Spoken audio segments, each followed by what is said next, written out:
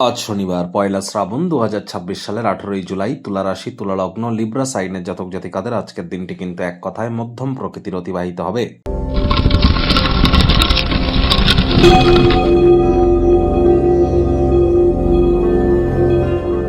ভিডিওটির শুরুতেই স্ক্রিনে আপনারা দেখতে পাচ্ছেন দেবাদিদেব মহাদেবের রুদ্র গায়ত্রী মন্ত্র।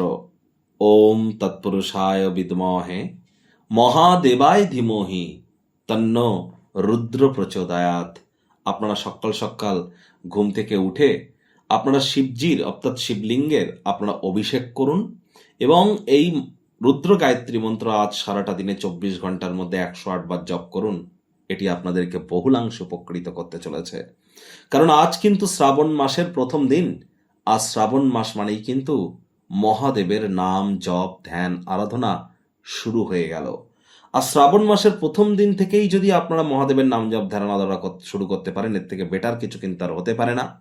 কারণ দেবাদিদেব মহাদেবের শঙ্কর রূপী কিন্তু দেবসায়নী বা সায়নী একাদশীর পর থেকে কার্তিক মাসের সেই দেবোত্থানী বা উত্থানী একাদশী পর্যন্ত বিশ্ব পরিচালনা করবেন।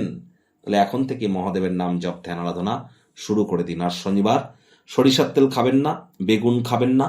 চেষ্টা করুন যতটা সম্ভব সরিষার তেল, বেগুন, লবণ, লোহা না কেনা যায়। সাদা রঙের বস্ত্র সামগ্রীর প্রয়োগ আজ বেশি করবেন না। শ্রমিক সম্প্রদায় বয়োজ্যেষ্ঠ মানুষজনদেরকে সম্মান দিন। 27শে জুলাই শনি কিন্তু বক্রী হয়ে যাবে। 27শে জুলাই শনি বক্রী হবে, একটানা 138 দিন বক্রী থাকবে।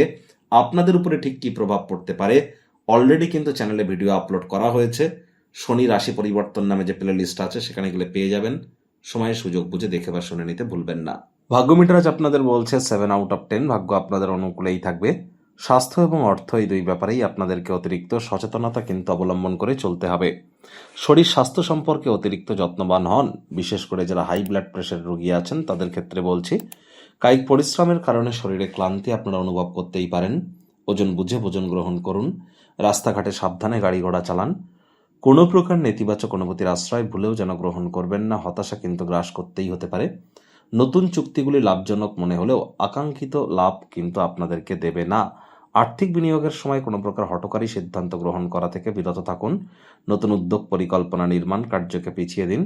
চাকরিজীবীদের অফিসের পরিবেশ এক প্রকার বেশ। বস কলিগদের সাথে ভাব ভালোবাসা বাড়বে। কর্মে গতি অনুভব করবেন। নিজের মেধা, নিজের দক্ষতা, নিজের ট্যালেন্টের দৌলতে প্রশংসার পাত্রপাত্রীও কিন্তু আপনারা হতেই পারেন। রাজনীতিবিদ যারা আছেন জনসংযোগ বৃদ্ধি করুন। সমাজে পপুলারিটিও দেখবেন আপনাদের বৃদ্ধি পাবে।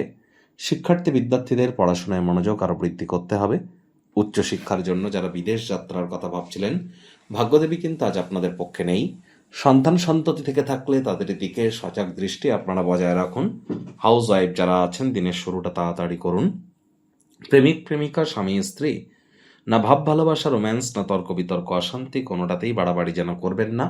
অন্যান্য দিনের ন্যায় আজকের দিনটিকে সাধারণ হিসাবে ট্রিট করবার আপ্রাণ প্রচেষ্টা আপনাদেরকে করতে হবে। শত্রুপক্ষ বিরোধী পক্ষ একটু হলেও শক্তিশালী থাকছে। গৃহের পরিবেশ শান্তিপূর্ণ নির্ঝঞ্ঝাট পরিগণিত হবে। পরিবার পরিজন, নিকটে স্থানীয় ব্যক্তিবর্গ, বন্ধু স্বজন সকলের সাথেই ভাব ভালোবাসা বাড়বে।